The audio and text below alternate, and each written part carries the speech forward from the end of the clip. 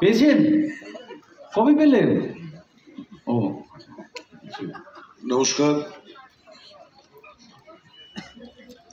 আমি অভিজিৎ বাবু, অনিন্দ এরাই পুরস্কারে যখন আমাকে বললো, আমি না সাধারণত আমায় কখনো এইসব জায়গায় আমাকে দেখতে পাবেন না।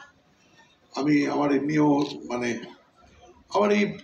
আমি খুব হিউমিলিটেড লাগে আমার, কারণ এইসব পুরস্কার যাদের জন্য তাদেরকে দেখলাম আমি এখানে দিচ্ছে।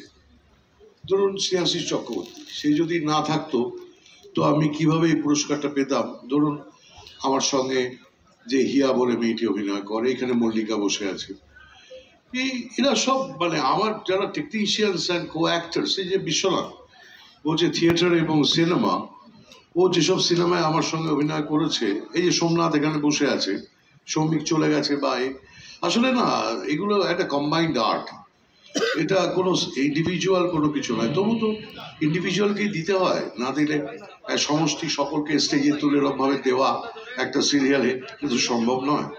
তো অন বিহাফ অফ আমার entire team of Gita LLB, আমি এই পুরস্কারটা on behalf of director, cameraman Debu, এদের সকলের হয়ে শ্রেয়াশিস বাবু, আমি এই পুরস্কারটা নিলাম। আমার বিশ্বনাথকে এবং এখানে যারা উপস্থিত এবং যারা অর্গানাইজার, অভিজিৎ বাবু, BFTA, আমার অনেক ধন্যবাদ।